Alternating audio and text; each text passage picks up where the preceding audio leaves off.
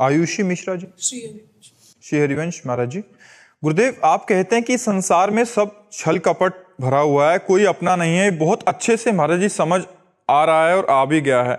गुरुदेव भगवान निरंतर नाम जप करने का भी बल आपसे मिल रहा है। मेरा प्रश्न है कि सब जानने के बाद उन्हीं के साथ जीवन रहना पड़े तो कैसे रहें महाराज जी?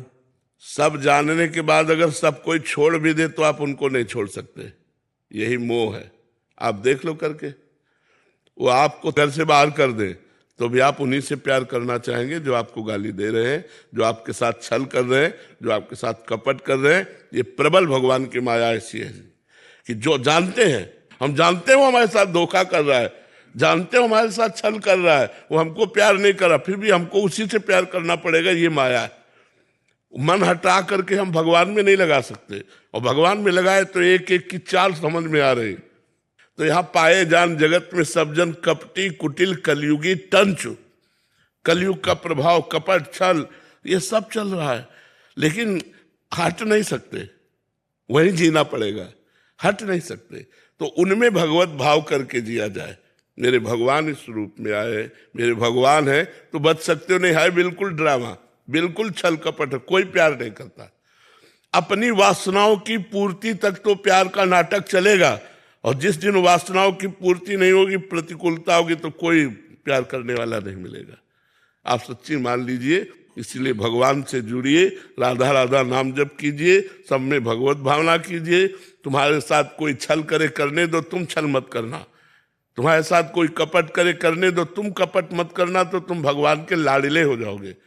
और जिस पर भगवान की कृपा होती है, सब सुख उसके सामने होते हैं। इसलिए भगवान का चिंतन करो, भगवान का आश्रय लो, भगवान से प्यार करो। गुरुदेव, कभी कभी लगता है कि सहन नहीं हो रही है चीजें।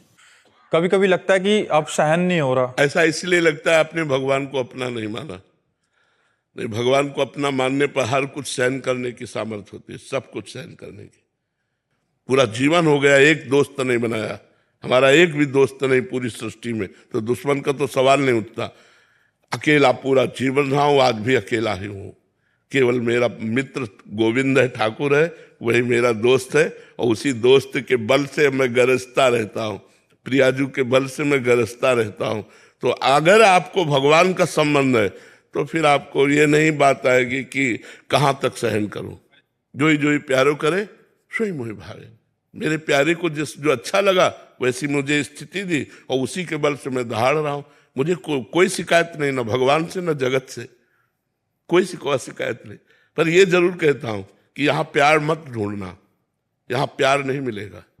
या शोषण मिलेगा, पोषण नहीं मिलेगा। पोषण भगवान से मिलता है। अगर प्यार भगवान से कर रहे तो दुनिया प्यार करेगी, और भगवान से प्यार नहीं करे तो हर जगह धोखा मिलेगा। आज वासनाओं का खेल है, प्यार नहीं है।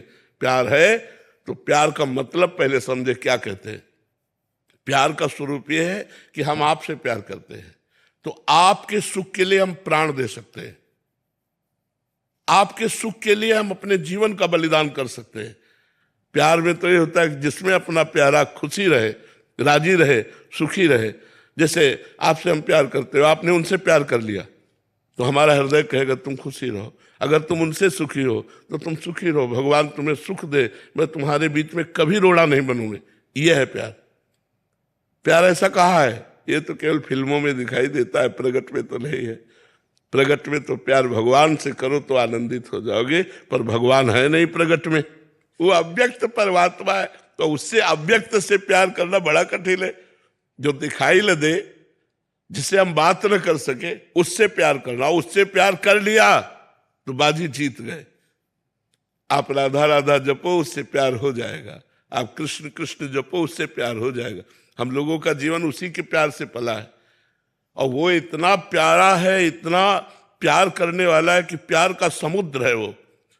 हम लोग प्यार की बूंद मांगते हैं, और वो प्यार का समुद्र है। बस उससे प्यार कोई करके तो देखे, पर करना कठिन है, क्योंकि संसार से अपने प्यार को समेट कर प्रभु के चरणों में लगाना यही कठिन। सबकी ममता ताग बटोरी, मम पद मन ही बांध बरडोरी, ये सबसे कठिन काम है। और ये हो जाए तो साथ खेलता है परमात्मा, साथ खेलता है। अब हम लोग कदम कदम पर उसका प्यार, उसका दुलार, उसका संकेत, उसके इशारे सब जानते हैं। इस समय मेरे प्रभु का ये इशारा है, तुरंत वैसे ही हो गए जैसे प्रभु का इशारा है। मेरे प्रभु हर समय विराजमान है, मेरे सामने विराजमान है, हर समय बात है, हर समय खान पान, हर समय खेल कूद उन्हीं से होता है। अब ये बातें केवल बातों से नहीं होगा।